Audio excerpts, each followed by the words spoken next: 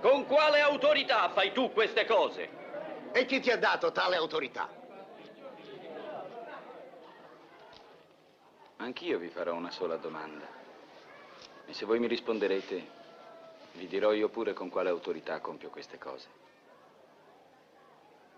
Il battesimo di Giovanni, d'onde veniva? Dal cielo o dagli uomini?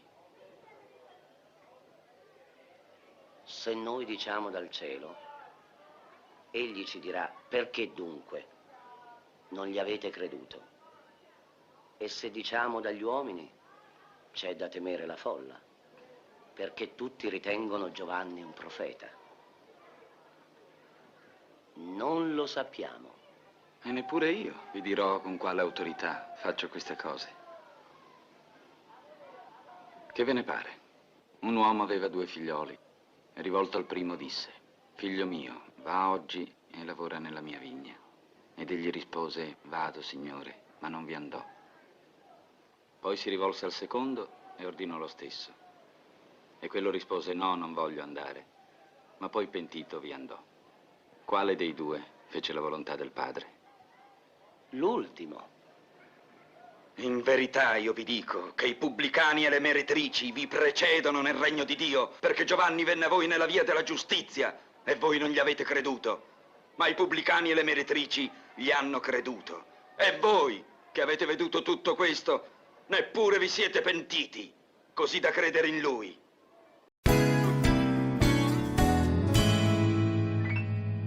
This is Criteria.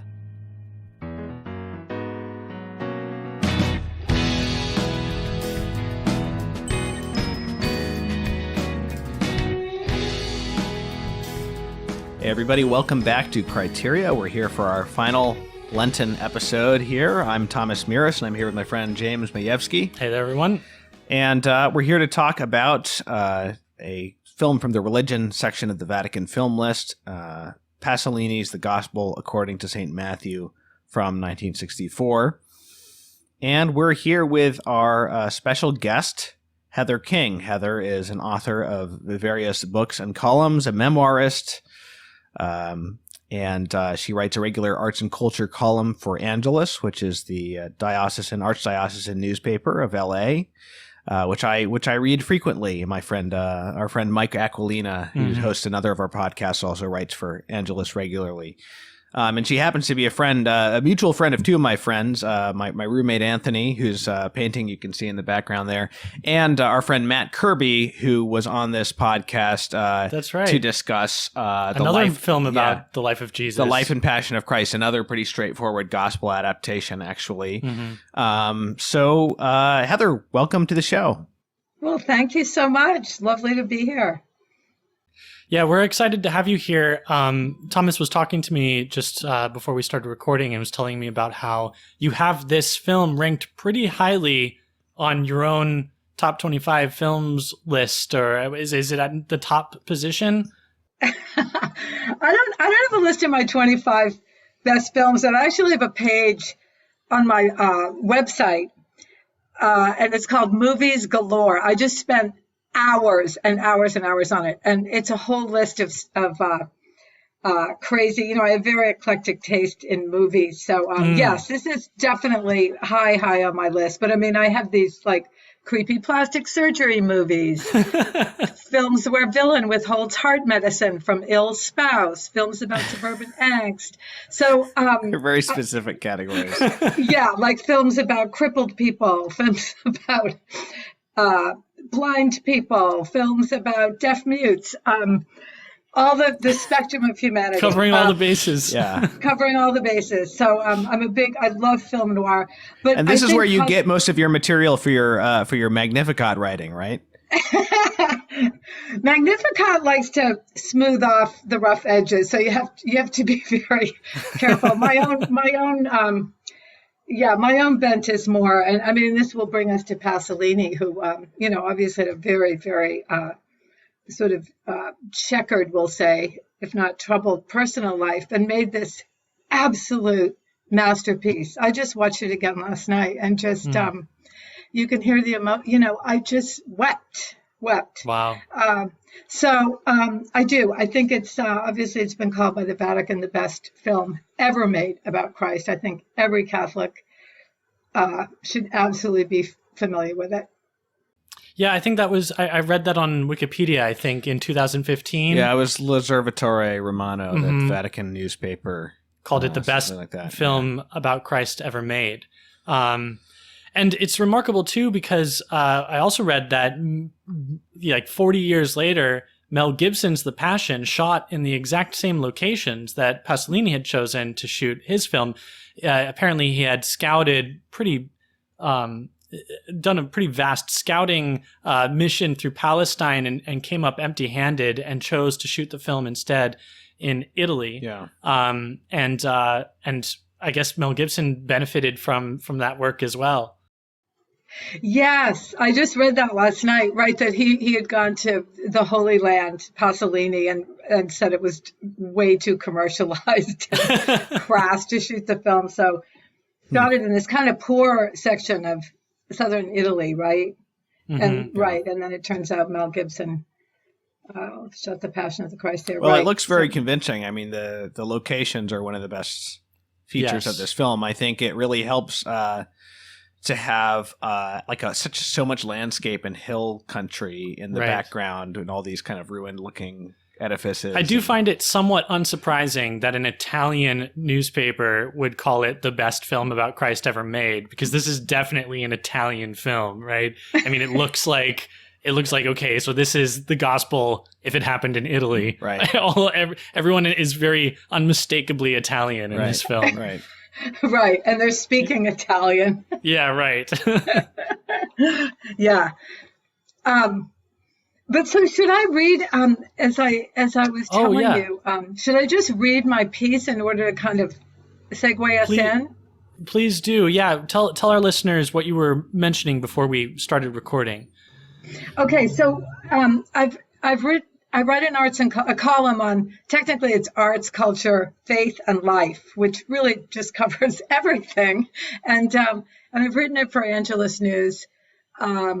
Huge kudos to them for giving me sort of carte blanche to write about what moves me. I don't have to pitch my pieces first. I've done it. I think I'm into my 7th year, and I just submit my piece every week. And whether it's a book or a ballet or a film or an urban park or a kind of reflective piece.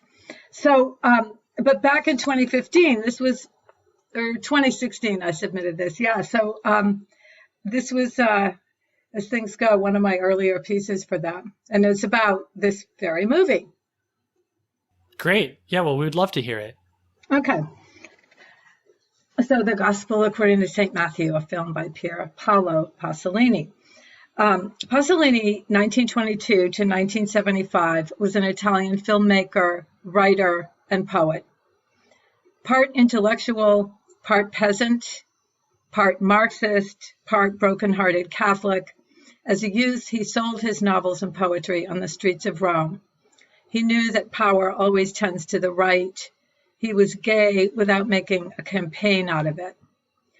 He was arrested, I think, more than once for lewd public acts. He was a constant target for the tabloid press, and his work became increasingly darker and controversial as he aged. Salo, his last film, is considered by many to be unwatchable. I watched the trailer and I just thought, please. Anyway, he was murdered in 1975, brutally beaten and run over multiple times by his own Alfa Romeo on a late night pickup gone wrong. And he made at least one movie for which alone he should be awarded the Crown of Stars, The Gospel According to St. Matthew.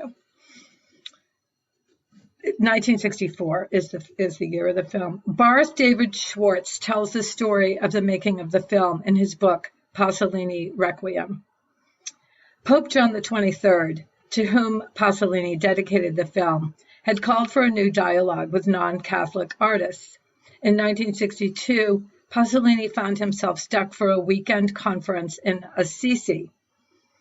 He picked up a copy of the Gospels and, quote, read them straight through. Instantly, all his other planned projects fell away. He said the idea of making a film alone remained alive and thriving within me. A film about the gospel. He used no script. Every word in the film, apparently there's a few words as well from Isaiah, but comes directly from Matthew's gospel. He used, quote, real people in the film, including his own mother, with whom he continued to live as an adult, as he went off every night to like the low-life sections of Rome to pick up boys. Yeah. But he revered his mother. Anyway, he used his own mother as the older Virgin Mary. People with real emotions, ravaged faces, bad teeth. I have an almost ideological aesthetic preference for non-professional actors, Pasolini observed, who themselves are shreds of reality, as is a landscape, a sky, the sun, a donkey passing along the road. Enrique Irozokwi, the 19-year-old Spanish economics student who played Christ, had never acted before, and after the Gospel according to St. Matthew, barely ever acted again. Slender, good-looking but not movie star handsome, Irozokwi had a head of oiled, dark hair swept straight back and eyebrows that met in the middle. Watching him, you feel this is exactly what Christ would look like and act like. Intense but not fanatical, fierce yet tender, on fire but contained, possessed of absolute integrity, but without the desire to retaliate, lord it over, or win. One of us, and yet of an entirely different realm. The film was shot in black and white, mostly in the poor Italian district of Basilicata. The rocky mountainsides, people wandering in hooded robes, and noisy, dusty marketplaces resembled the pictures from my own 1950s-era childhood Bible. Clearly, the budget didn't allow for special effects, but the integrity of the filmmaking forbids laughter. The opening scene where Jesus discovers Mary is pregnant, the baptism of Christ, the miracle of the loaves and fishes, the night where, praying in the Garden of Gethsemane, Christ sees the torches of the Roman soldiers approaching through the gloom and knows his hour is come, are affecting in a way no other religious film, in my own experience, remotely approaches. When Christ arrives in Jerusalem, knowing he'll soon be crucified, his first move is to drive the moneylenders from the temple.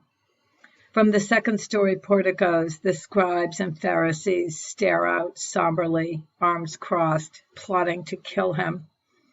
Down below, a raucous band of little children tug at his sleeves, crowd in at Christ's sleeves, crowd in to be hugged, and exuberantly rattle their palm fronds, shouting, "Hosanna to the Son of David."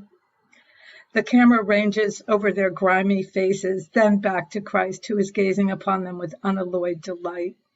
It's the first and only time in the film that he full-on smiles. The score includes selections from Bach's Mass in B minor and his St. Matthew's Passion, Odeta's Sometimes I Feel Like a Motherless Child, and the Missa Luba, a version of the Latin Mass based on traditional Congolese songs. In 2015, as we mentioned, the Vatican newspaper L'Osservatore Romano described the Gospel according to St. Matthew as, quote, the best film about Jesus ever made in the history of cinema. But it was in reading a letter to his student and friend, Tenuti Spagnol, dated October 25th, 1946, that I felt a true kinship with Pasolini. He writes, something quite powerful happened to me yesterday. While I was standing on one of the Tiber bridges waiting for friends, it was night. There came to me the idea of descending the staircase which carried one down to water level. It was very dark. I could make out the arches of the bridge over my head, and along the river's length could make out lamps, an infinite number of lamps. I was about 20 meters below the level of the city, and its din came muffled to me as from another world. I really never thought that in the heart of a metropolis it was enough to descend a staircase, to enter the most absolute solitude. In Rome for the Synod on the Family in October 2015, I too walked alone along the banks of the Tiber. I too descended below the city into a profound solitude. I too was entranced as night came on at the infinite number of lamps shining in the darkness. It's the same hushed solitude in which the closing scene of the Gospel according to St. Matthew seems to have been shot. It's the moment when the stone slab covering the entrance to Christ's tomb falls aside, and with the mountains in the distance and the blank sky above, we see that the tomb is empty. Wow, thank you for that, Heather. Yeah, no doubt many of our listeners will be familiar with your writing, but for those who may not be, this is a great introduction. And that also, it gives us a lot of strands that we can go off of. You really covered a lot of the talking points, I think, in that. I don't know where to begin, except that, maybe one of the things I want to start with is just saying what's obvious, which is that this is an adaptation of the gospel according to Matthew. And as you mentioned in that piece, the text is taken basically just wholesale straight from Matthew, with very little creative liberty taken whatsoever.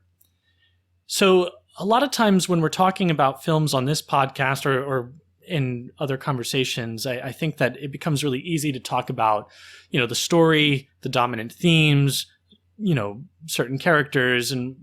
But one of the things I was thinking about coming into this conversation today was that, so there's not really a whole lot for us to talk about on that side, because it really is the gospel. It might as well be that Pasolini just sits down and reads out loud from the gospel according to Matthew, but except that we have, actors in the space and we have a set. So, naturally my question then became, okay, well, what is going on here? What is unique to this, this new piece of art, this particular film about Jesus? And, again, you hit on a lot of things in your piece. I think that one of the things that comes through right away is the score. So maybe we can just start by talking a little bit about the music, because right from the beginning, there's this opening Gloria from this Congolese mass that you mentioned, and it's like you can tell that it's sacred music, but it's also very I guess exuberant. What's that? Exuberant. Yeah, very exuberant. There's drums. It's like, rhythmically very different from what you would expect, and so right off the bat, I feel like Pasolini is already signaling to us that, okay, this might be the gospel according to Matthew, but there is something new here. There is something different. Right away during the opening credits, you're already placed into that space. And then it segues into, is it the Bach that plays? I don't think the Bach comes until a little bit classical piece. Right, yeah. Towards the end of the credits. So he reuses 4 or 5 pieces of music, that one above all, in this film. And it almost becomes predictable, like when that thing is going to come in, because it's like anytime anybody is like healed or something, it just like comes in, and it's so exuberant and like bouncy. And my roommate just started laughing. We were watching this last night with my roommate Anthony and one of my other roommates, and he just started laughing at a certain point every time that music came in. So the musical choices are interesting, but even more probably odd because it is Congolese, but it kind of feels like it kind of fits in with Italian stuff, sort of, in a way. Yeah, it feels like it fits with Italy somehow. Well, it's in Latin, no, isn't it? It is in Latin. The text, yeah. So, and just like the kind of vibe of it, just kind of has this Italian feel. And the most like kind of maybe more surprising choices are like the kind of blues gospel right tracks. The Sometimes I Feel Like a Motherless Child. Maybe there's another one as well. There is one more with guitar, some like kind There's of bluesy. like blind lemon Willie or whatever his name right is. Blind Lemon. Is it Blind Lemon Jefferson? Is that who it is? I'm probably conflating too. Yeah, I think. So yeah, that's more of a blues thing, and those are interesting. Those maybe are a little bit more different from what you might expect. Yeah, the first time we hear "Sometimes I Feel Like a Motherless Child" is when I think it's when the three kings arrive in Bethlehem. Very. You go ahead. Yeah. I'm sorry. No, I think, and it's about to segue into the slaughter of the innocents, I think. Right. Maybe, but. Right. Yeah. Yeah. I mean, I think as people have, so the commentators have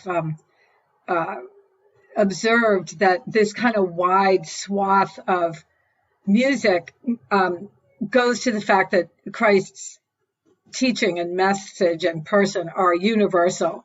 I mean, in our culture, we'd have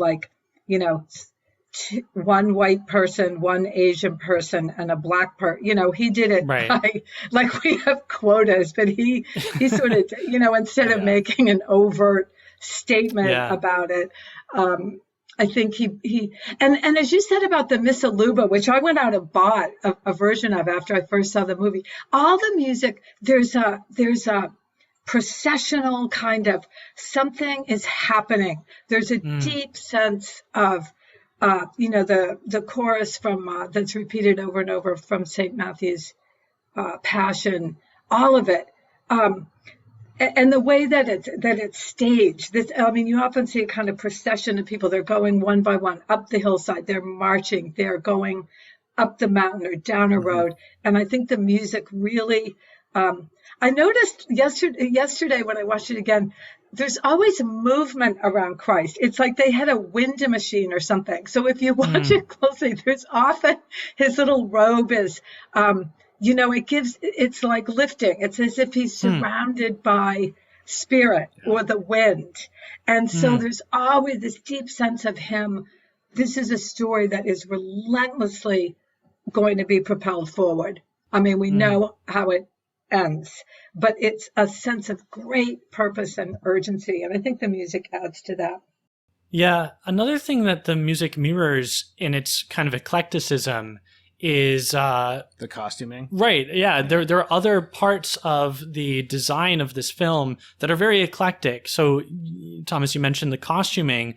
On the one hand, we see things that might be more accurate to the historical period in sort of the peasant dress or the head coverings. Yeah.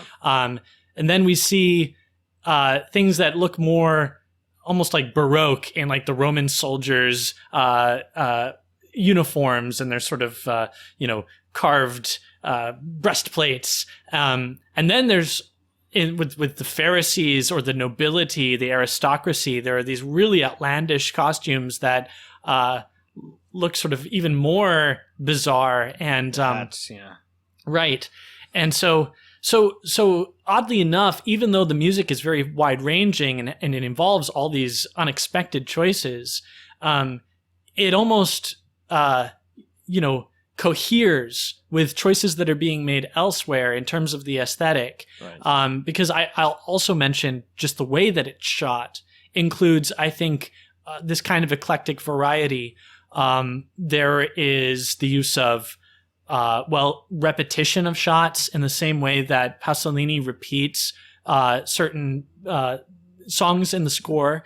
There are also repeated gestures with the camera. So, for instance, when Christ is preaching, the camera will do this zoom in on his face, and then it'll fade, and then there'll be another zoom in on his face and another fade. And but then there's a very different kind of technique employed during the Passion sequence when he's in front of the Pharisees or in front of Pontius Pilate being judged, and there's like this cinema verite, this like a it's like being shot from within the crowd, like you're there as an onlooker.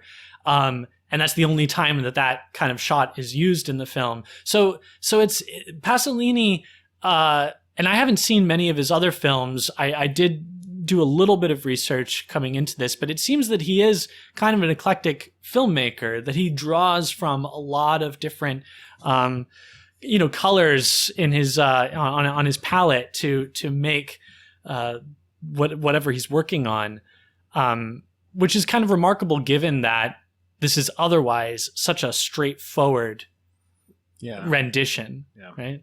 And I think that of those things that you mentioned, the music is the most noticeable because, people might not notice the difference in the camera or in the even in the costuming necessarily. People who don't know about different historical periods or whatever, but the music is pretty obviously kind of eclectic and kind of draws attention to itself more.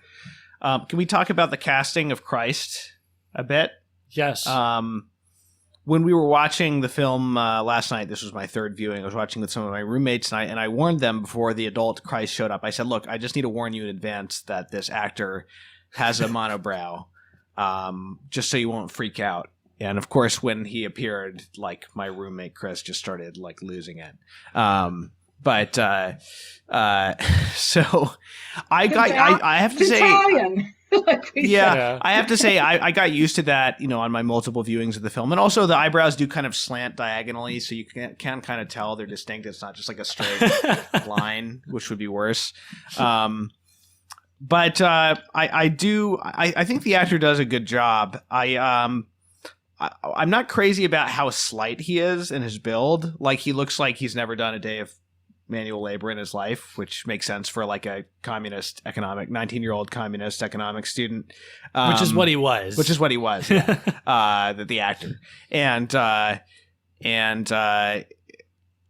just his build was a little bit. He looks like a guy with he looks like a guy with a YouTube channel, more than a carpenter. But I don't know. What did you think, James? Did you? Well, I want to give Heather a chance to jump in. We've been talking for a while. See, I just, just back for a second to the shooting. I mean, Pasolini himself said he employed a bunch of different, and that in some sense it was even or some shots anyway, almost a documentary type. There's a couple of really funny. We could see that it's like a handheld camera, and it's when there's a lot of shots where they pan to people like in the group faces, scenes, the group scenes, and so they'll focus, they'll pan in on one person's face, and you can see the cameraman thinking, not him, and then the camera goes like maybe this guy, Yeah, there's a couple parts where they're looking for the next guy and they like can't find him, and you can see like the camera going the wrong direction, then like swerving over. And then I also noticed this in the music editing. There's a couple of like very obvious they just like cut this part and looped it in a very like abrupt manner. Yeah. So there's like a certain amount of like sloppiness. I don't think it really harms the film that much, but like in a couple of those aspects, it's not like they don't really try to like smooth it over too much. Yeah. Well, I think it goes to the whole. This is not a biopic. It's not. To me, the beauty of the film is that it gets across the kind of gestalt, if that's the word, of Christ, and so. I didn't even think of the fact that, a carpenter would, maybe be more. I mean, what I liked I just thought the guy was brilliant. That is my take on him. I just thought he was wonderful. And to me, what he got across, because we have a lot of films where Christ is, alpha male. There's this mistaken idea that Christ is like a Malibu surfer guy with, a mullet and like he's bulked out. So, that was clearly, he was uber alpha male, like a true male, the male, right? Yeah. But not in that sort of, cultural way. And so in a way, I liked that he was a little bit slight. And what came across to me, just the intensity, and maybe those thick brows add to it. I'm sure they do. Just his absolute, his sense of purpose. You could not imagine this guy lying or taking the shortcut, or when he, unlike today's culture where we take pot shots from people from in the comfort of our room and behind our laptops, when he had something to say, he said it to the person, to their face. And they were people who had the power to torture him and kill him, and he knew they were going to do it. I mean, that is integrity, you know? And all those, I don't know, all your favorite verses, this goes back to, what's the story? I mean, your favorite verses from the Bible, you know, they come out of his mouth, you know, suffer the little children to come unto me. And so I'm just 100% behind this guy. Yeah, I think that that's just my take. Sure. I don't, I'm not an expert on Italian neorealism by any means. And there are other examples of Italian neorealism that are on the Vatican film list. We haven't gotten into Fellini yet on this podcast, and I think we've also got Bicycle Thieves coming up down the pipeline. But one of the hallmarks I do know of Italian neorealism is the heavy reliance on non-actors. So there are a lot of non-actors used in this film, and I think that it's pretty obvious. First off, just from the kind of faces that you end up seeing, you see some faces that are just not the kinds of faces that you usually see on the TV, right? But then also from the performance that you end up getting from some of these non-actor performers, there's like a real kind of I don't know how to describe it, except that, you know, maybe there's like a self-consciousness or like a kind of sincerity kind of presence that you know already tips you off that something is different with this performer. I was surprised to find out that the actor who played Jesus was also a non-actor, as you already mentioned, because he does a fine job. Seems very comfortable in front of the camera. But another thing that I think is representative of the style with him is that neorealism employs a casting against type, especially with lead characters, or instances when a famous actor was used to play a role. So I would chalk it up to being kind of part of this neorealist style, that we see Jesus in this way that we haven't seen him before. It even just in the casting, you know, if it does nothing other than sort of alert us to, well, maybe there's something new for me here, you know, then that's good. But then maybe it also, in fact, does deliver something new. And I think that for me watching this, it was, as you mentioned, Heather, kind of getting this sense of Jesus' integrity, of his intensity, his intention in his ministry from the very beginning, right? We have this great sequence of him being tempted in the desert. And when he comes back from that, the first thing he does, he's walking through this field. He passes these like field hands walking in the opposite direction. He just kind of looks at them, and then in passing, as he's walking by, he says, "Repent, the kingdom of heaven is at hand." And he keeps walking. And the guys, you know, carrying their hoes or their sickles or whatever are kind of looking at each other a little bewildered, and they look over their shoulders back at him as he walks away. And I thought, wow, how brilliant. Because of course we read that in the gospel. We read, you know, he left the desert and he went to preaching the repent, the kingdom of heaven is at hand. And we sort of take that as like a sort of generalized statement of like, he went out, he was preaching, and then this is like in general the message of what he was saying. But you don't really think of it in terms of like, this is in fact just, this is what our Lord was saying to people as he passed them by on the road. And so that was like a very striking scene for me. And then of course it continues throughout. The portrayal of Christ is very declamatory, almost militaristic. I was not surprised at all to find out afterwards that this young man who played Christ was a communist economics major, because he seems precisely the type, you know. And he does bring kind of like this what we might associate with like a revolutionary idealism to the role without it becoming like swamped. Well, this is by that. one of my issues. Like, there's parts of this film that really moved me, especially the beginning parts with Mary and Joseph, and then I love the parts with the Pharisees in the temple at the end. I feel like any time that Jesus was interacting with people, I liked it like in a direct way. Some of the parts in the middle, this movie is very focused on like Jesus's message more than on his deeds, I think, which I suppose you might expect a movie made by a communist to do that, not to read too much into that. But the whole like middle chunk of the movie where it's just him preaching, sort of like generally speaking, I do like the scene you mentioned. But the way that he plays it, and this isn't the actor's fault, I'm sure this is more how it was directed, is that he kind of like rattles through these, like the Sermon on the Mount, the Beatitudes, like it sounds like a recitation more than like this is coming organically out of this person. Now, Jesus presumably like had his thoughts in order, ready to go, Sure. like much more than any of us do in conversation. But still, I guess those parts kind of a lot of those parts, the middle section of the movie kind of left me indifferent. Well, it almost sounded like drilling a manifesto. Right, know? exactly. And that's where I'm sympathetic to Roger Ebert's comment that at points he sounds like more like a union organizer or anti-war protester, because I do feel like he's kind of rattling through it like in a kind of a soapbox manner. And those parts, I will say, I hate to say this because I know you love this film so much, a large chunks of the film for that reason left me kind of indifferent. I think when things were happening more, I liked it.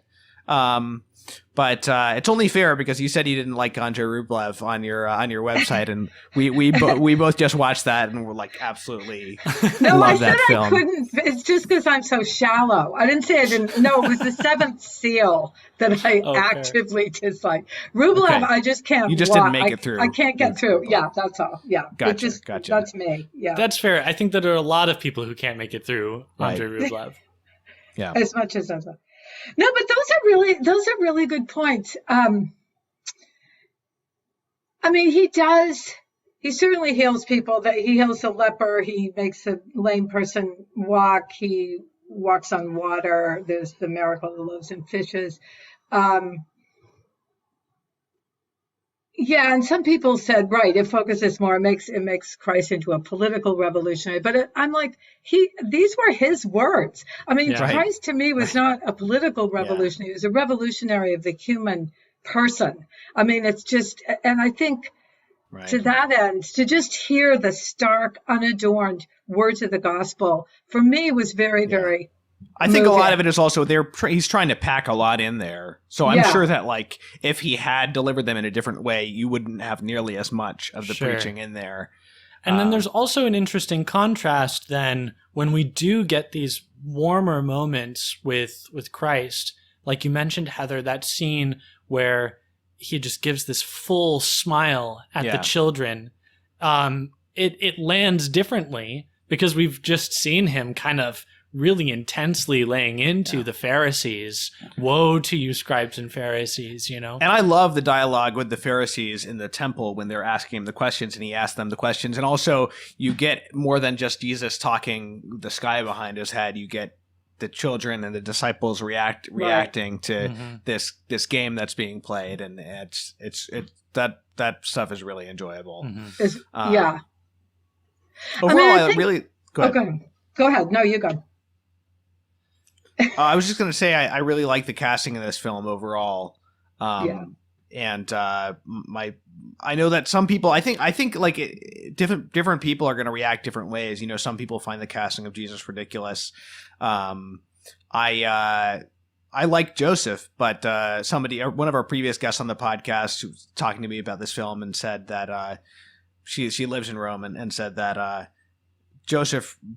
The actor who played Joseph looked like a creepy Italian doorman, a creepy Roman doorman or something.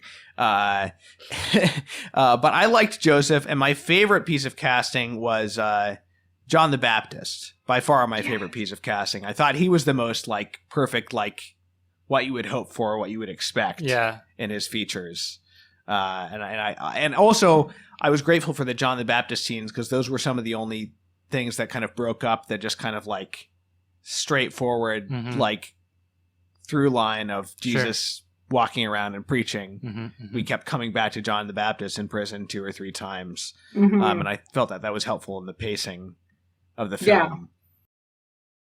I mean, I think one of the strengths, I know there's that great shot of John the Baptist. It's like a jump cut maybe from a previous, and it's just his face, half in shadow, half in light, kneeling in his cell and looking up toward the window. It's just, but I think a huge strength of the film and what is added to the story, and you both have touched on it, in addition to the words, because how do you make it right if you're just going to stick, if there's no script, what is the story? But so the film shows the effect that Christ had on people, whether it was children, and these long shots of, people in the crowd. And we see the crowd that he preached to. These are not Notre Dame masters in theology people, these are workers, they're peasants, most of them. And yet the faces are just unbelievable, right? The cragginess and the utter uniqueness of the faces in the crowd, but the love that he engenders in and the respect from his disciples, the little children clearly know, they're drawn to his purity somehow. His mother, of course, and the Pharisees. I mean, they too. And one of the things about the film too, clearly they did so much with what had to be a shoestring budget, because they really, the costuming. I mean, the Pharisees had these weird, tall, sort of inverted cone hats, but they did so much with just robes and hats. And, but you really see the effect, right? The Pharisees who just, when you see your own heart that is like, when it's challenged by something, kill it, get rid of it, you know? I mean, you're not proud of it, but so you kind of identify with each person. Yeah, definitely. I one of the things that popped in my mind as I was watching this was something that I think Pope Francis said early on in his papacy, in maybe one of those first interviews that he gave, describing Christianity as a religion of human faces or something like that. The face of Joseph and the face of Mary, and of course the face of Christ and the saints. And so watching this, there really is a focus on the human face. Certainly on Christ's face, and Pasolini knows what he's doing in casting this young man with this unibrow, that there's something striking in his face, and but same too with certainly all of the disciples around Jesus. Really good mix of young and old, and Peter and Judas look very similar, which I'm sure was intentional. Peter and Judas look similar, but also very different in some respects. Right. They're distinct. You never wondering who you're looking at. Right. And I think that as an aside, there talking about Judas and Peter, probably when I was most moved was in seeing their responses to their betrayal of our Lord. Right. Pasolini puts those right next to each other, more or less. And there's this amazing shot of Peter alone in this alley weeping, and then kind of crumbling to the ground, and the camera very like handheld, very documentary, begins to step away and pull back, and leaving this really nice composition with Peter in the lower right-hand corner of the frame. And I like that shot a lot too. Yes. There's a lot of very distinctive point of view stuff from Peter, because we're seeing Jesus's trial, like where he's watching through the crowd and kind of stepping around and hiding behind people and stuff, and that's a very distinctive moment in the I think film, with Judas too. And then of course we also see Judas hang himself, which is very intense. And but yeah, I digress. My point was that these faces tell us so much just in who they are, right? you know that that's why Pasolini cast these people. In many instances, they're not speaking. Certainly, onlookers and extras, the camera will dwell on them for quite some time, and you're getting information from these faces. There are also these sort of choreographed encounters where, for example, Salome and her mother looking at each other, not saying anything, but there is a conversation taking place, and by the way, I think that Salome's dance was the most underwhelming part of the entire movie. Well, let's get there. I want to make this point first, just about the way Pasolini uses the human face. To me, it seems like a very incarnational, very iconographic use of the actor in cinema. It's not maybe what we're used to, but it is something that's different than what you would get from a reading of the gospel according to Matthew, right? So I think that it's used to good effect. Mm-hmm. Yeah. But yeah, maybe Salome's dance, not so much. Yeah. Well, okay. It doesn't have to be. I'm perfectly happy with it. The modern mythology that's built up around this is that it was this, ultra seductive, Oscar Wilde, all that stuff. That's fine. It doesn't have to be that. But it also just wasn't that impressive. Yeah. It just she's just sort of walking around with some branches or something, and Herod doesn't even seem that excited by it. His reaction is super delayed, and he has this smile that slowly he's forcing it up. Yeah, that was great, honey. And Anthony, my roommate Anthony, described it as somebody at a modern art gallery, being I don't know what this is. It's great. So yeah, I don't know. It just doesn't quite sell his reaction to it to me. That's funny. But anyway, but I liked the interactions between her and her mother. Those were good. Yeah. Yeah. Do you have anything to say about that? Well, yeah. Oh, of course. No, but I think that. And maybe that, it was exactly. It barely seemed to register. And then he just kind of almost nonchalantly says, I will grant you anything that you want. What is it? But what was interesting is the interplay between, is Salome the mother? No, Salome's the daughter. Salome's the daughter. Yeah. The daughter. Herodias. Okay. And I think to me, all of that went to, as did the whole movie, just a sort of, banality of evil of just how it is. Oh, here's a mother. She's not an evil woman. She's ambitious on behalf of her daughter. She sees, oh, my daughter's beautiful. Maybe we can we'll parlay this into, a little bit of power and money, because they probably didn't, you just see how horrible stuff happens from, right. You know what I mean? Just like ordinary kind of second-rate people, which is all of us. Right. One thing I'll say about that sequence, because it's similar to how, for instance, Jesus is calling Peter and Andrew, right? Pasolini does not fill in the blanks for us in the same way that Matthew doesn't fill in the blanks for us, right? Mm-hmm. So Jesus comes and calls Peter and Andrew, and they leave their nets and they follow him. Now, in a lot of film adaptations, we might expect to see or be offered from the filmmaker a little bit of nuance, a little bit of filling in the blanks so that we can better understand what motivated these men. And, inescapably, that then becomes the filmmaker or the actor or the screenwriter applying a certain interpretive lens on top of the gospel. Same with Salome, right? And Herodias. Famously, Oscar Wilde did this, sort of fleshed out that whole sequence. But Matthew doesn't really do that for us. We're told that she danced, that Herod was pleased, and that this was the outcome. And that's what Pasolini shows us. So, he we might call it someone might call it laziness. He's not really investing into it and incarnating it in the way that you might otherwise on screen.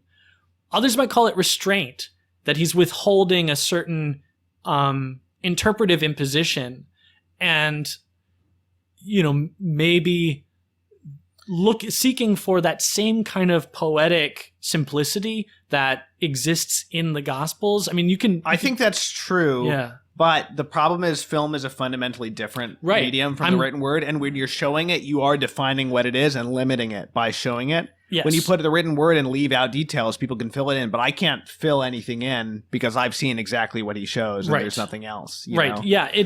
I'm saying, like, this is how you can frame it. Then it's a separate discussion about whether that's effective or not, Right. I also think that it's different. It has a different effect. So, like, whereas in the Gospels, I value this essentializing that goes on, this simplicity, because it's almost that my contemplative, imagination is not overburdened by details, or that when they are offered, they're details that are they're potent. But it's true that in film, it's being a different medium, it's a different bag of hats, right? I mean, you're inundated with detail, whether you want to include it or not. Right. Right. So it does have a different effect. The silence of film is not the same as the silence of story. I was wondering the spaces that it leaves are present in film. They're physically present in a way that they're not. Yeah. I mean, one of the things that I was wondering about as I was watching this was also, how is this different from the silent film that we watched with Matt Kirby on the life of Christ, or how might this be different experienced in a silent format? Well, it's also a silent film. I mean, it's a silent film, so you don't expect certain things to be explained as much. You're talking about the other you movie, don't you do like it does leave more room for the imagination, because you're not getting everything that the people are saying. You're getting gesticulations and sure. But in a sound film, if somebody doesn't say something, that means they didn't say something. Or maybe it doesn't, like that's the last thing I'll say before I let Heather jump in on this. Because of the delay that exists between us, it can be very easy to just, keep plowing through in the conversation. But the last thing I'll say is just that, it might do something different. The simplicity in the film might not achieve the same kind of poetic, density that the same device in the Gospels achieves. But it might, for one, it certainly makes you question, this. It draws attention to itself. It draws attention to the sparsity of the Gospels. That's one thing that it does right away. So again, and look at the title. I mean, the title is super, cut and dry. The Gospel according to Matthew. Yeah. So I don't want to. Saint was not in the title originally. I said saint when I announced the film, but you got it right. Oh, is it? In the Italian, there's no saint. Okay. Yeah. Well, I just don't want to. I don't want to take for granted that a film is supposed to be this way. I want to give the benefit of the doubt, extend the benefit of the doubt to the filmmaker that there is in fact something that he's trying to articulate here. It might be that he might have recognized himself that this doesn't achieve the same effect that it otherwise would in the Gospels themselves. Right. But nevertheless, he may have liked the effect that it did achieve. And what is that effect? It might be enough to just point our attention to the sort of, I'll call it the austerity of the Gospels. Because, I mean, I think that's, if there's one thing you can say about this film, is it's a pretty austere film, right. In terms of its presentation of these things. But yeah, Heather, I want to give you a chance to jump in on this. it's really fun to talk, to hear other people's take on it. I think, yeah, I mean, the Gospels in and of themselves are, I mean, we're all called to just imaginatively, they're very, very sparse. I mean, this is what we have of the life of Christ. So to me, Pasolini, I think shows me a different way a lot of times than I might have pictured the thing. For instance, when he calls Peter and Andrew from their nets, we don't see much. We see them running. Do you know there's that? They're running, sprinting along the sand. So that conveys a whole world of emotion and response that is not in the God. I mean, it doesn't say they sprinted. It says they dropped their nets and followed him. But so we see the again, how people were affected by him. They couldn't wait. The Salome thing, I mean, I think part of our objection to it is we all picture it a certain way, and possibly because we've seen it on film a certain way or read about. Who's to say it wasn't like a crappy dance? I've only the only film I've seen the Dance of the Seven Veils in is Sunset Boulevard. Well, yes, I've never actually seen it in a biblical film. Then we're like, oh, we don't like buzz. No. But do you know what I mean? It's like, who's like, why couldn't it just be a blah? We don't know. It's just all we have.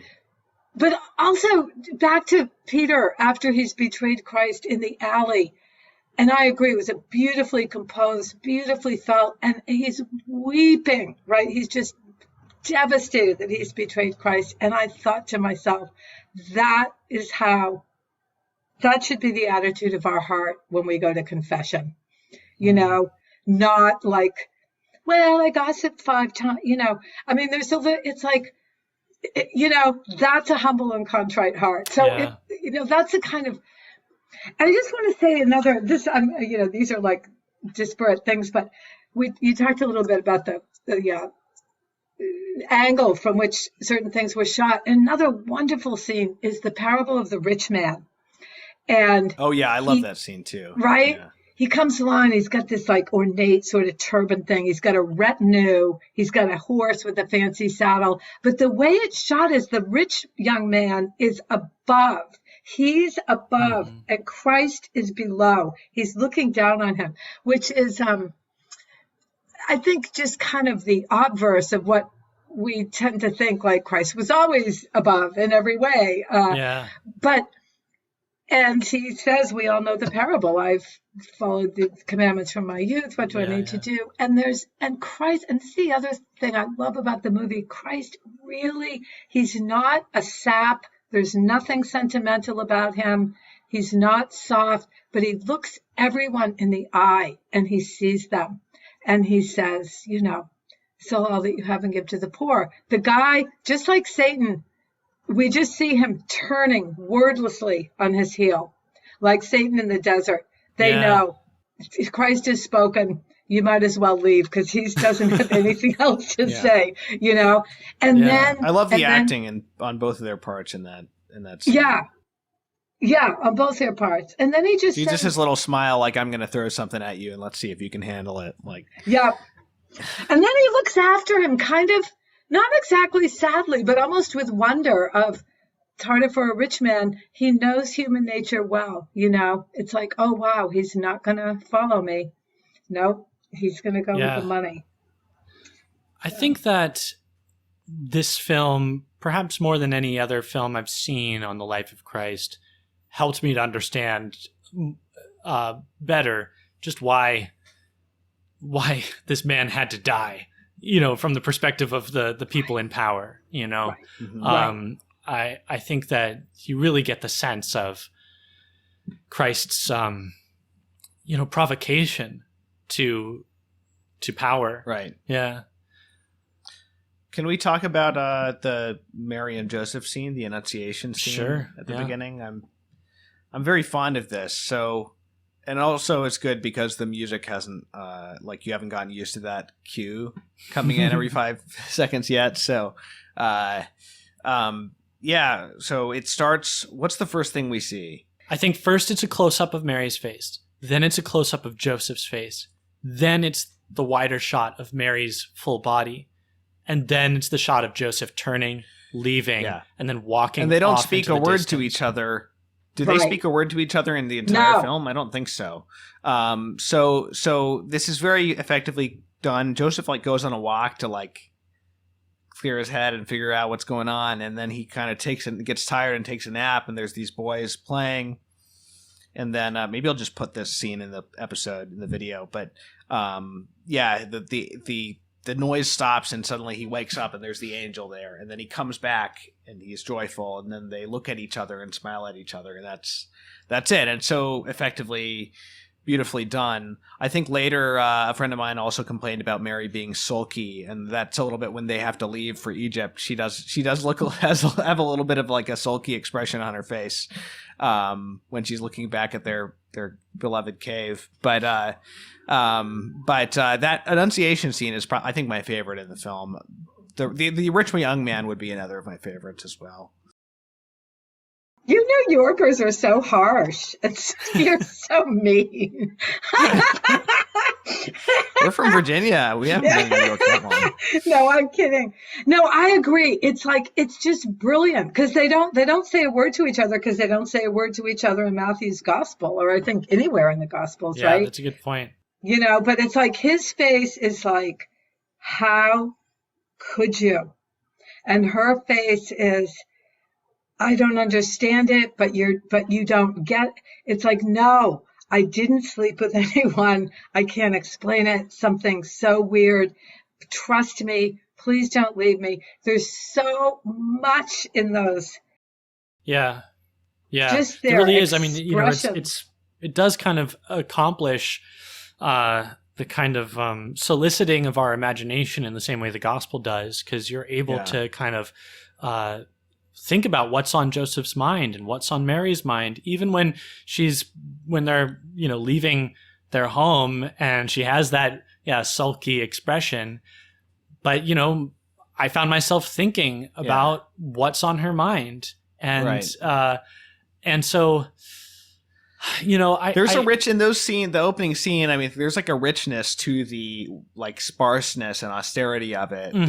There's like a depth and richness to it, but that still allows you freedom of interpretation. Whereas in some other parts, perhaps the Herod scene, perhaps not. Right. I think that it just kind of is like dry bones, you know. Like whereas in this scene, it's full of meaning, and yet it is sparse and leaves you the freedom. Other parts are just a little bit like schematic, I don't know the way to put it. Yeah, I did like seeing Joseph's response to the reassurance of the angel. Or, you know, even when the angel later comes to him and tells him to leave, and then again when the angel comes and tells him to go back. You know, and the casting of Joseph too. You know, like maybe your friend thought this looks like a Roman doorman, but like I thought this looks like a working class man, you know? I'm fine with it. Yeah, totally. And so, and then also the relationship between Joseph and Mary, there's like, so much contained in these glances. When the Magi arrive, Mary, who's I think in the shot holding the infant Jesus, looks to Joseph, you know, almost as if to say, like, okay, you know, you should be the one to interact here, or is it okay that, like, almost looking for his permission to interact with these magi. There's a kind of deference even from Mary to Joseph as head of the household that was, you know, very rich for me to like meditate on and be like, whoa, yeah. So so there's a lot in this film. I think that a lot of people approaching this film are going to be surprised. I don't think that this is what many people expect coming to a film about the Gospel of Matthew. But I think that it's rich ground for, you know, an encounter with the gospel, an encounter with Christ in the scriptures. I know that I was enriched by several moments in this film, and and it's all the more surprising given where Pasolini is coming from. I think that if I hadn't seen this, I would have been inclined to think like, oh, okay, what's he up to here? What are we in for? But I think that actually there is a kind of reverence. I mean, not a kind of reverence. There's a real reverence in his handling of this subject, and he said he was an unbeliever with a nostalgia for belief. Yeah. And so I think that one of my feelings walking away from it is almost like a tragic dissatisfaction, almost as if like, well, I just wish Pasolini had gone all the way into this, but I think for what it is, and where he is as a filmmaker making this film, it's very remarkable. Mm-hmm. Yeah, you wish he had been converted by his own film in a way. Yeah, right. You know, he said that he specifically didn't want to do like a Marxist reconstruction or deconstruction of the gospel. Like in his belief, Christ was, as he described it, like one of several thousand preachers walking around Palestine at that time. Right. But he said that what he wanted to do was filter it through 2,000 years of religion and culture and look at it that way instead of looking at what he considered to be the real historical Christ. Right. So what you get is something that's actually more faithful to the gospel, which was written all that time ago, ironically.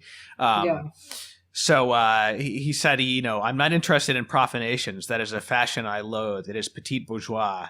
So he said he wanted to consecrate things again, to remythologize them.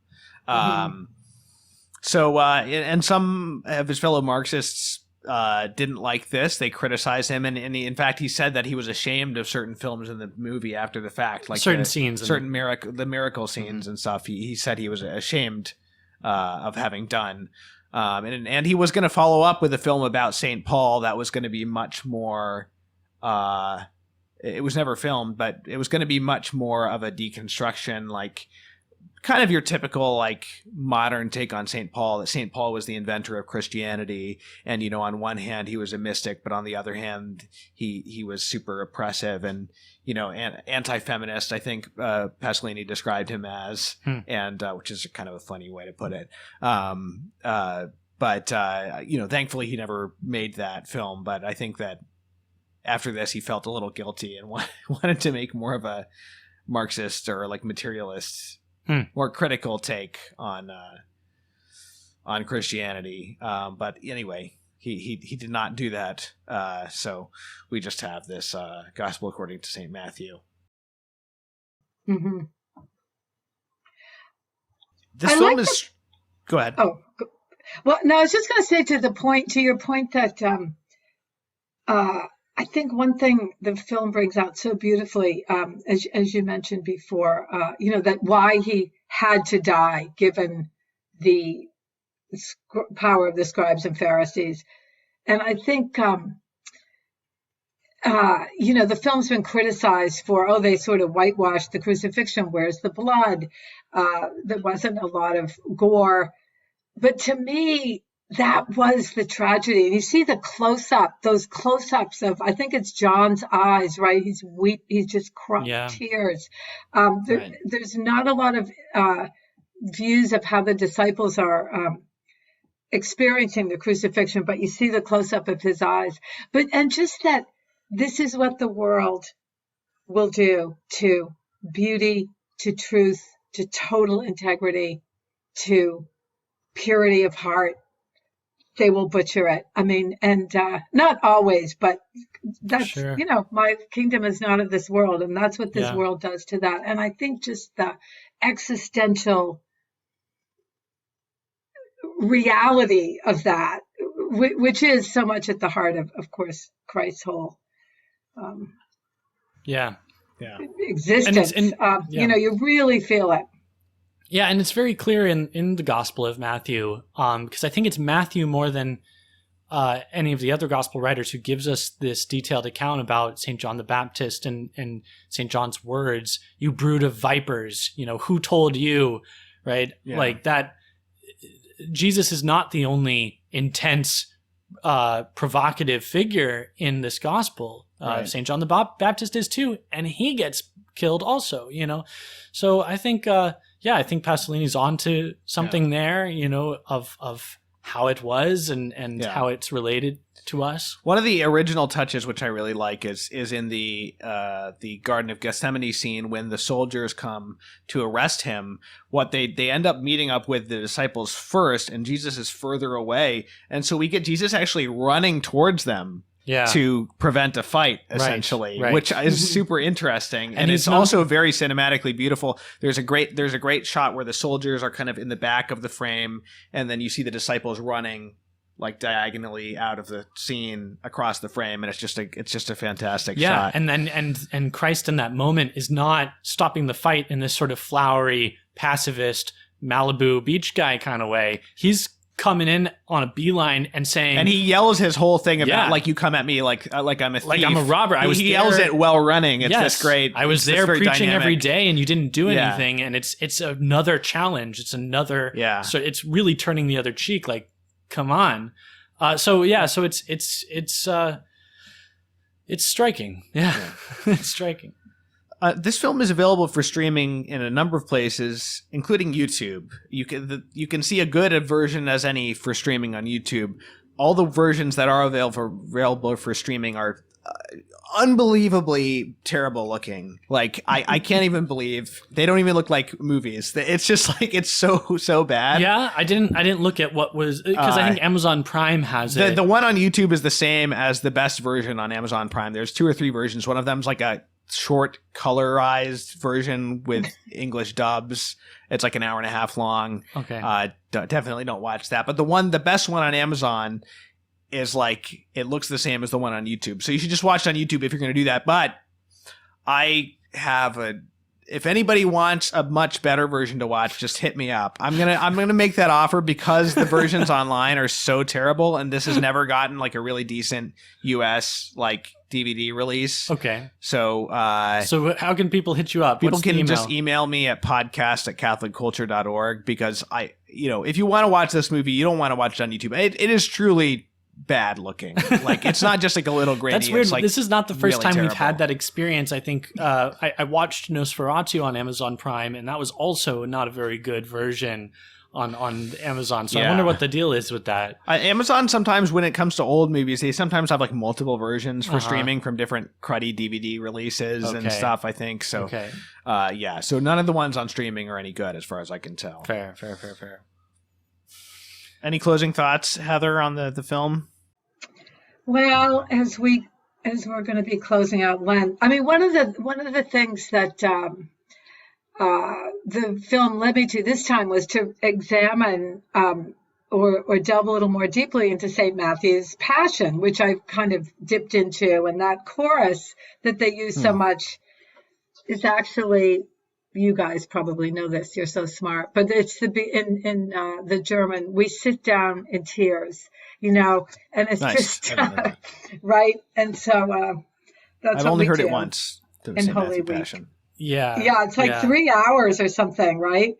But I looked at the soundtrack and which version it was, what recording it was, and there's all kinds of, you can listen to, there's an NPR, there's I'm sure a million, but just different podcasts about, I mean, obviously it's an incredible piece of music for Holy Week and Easter. So yes.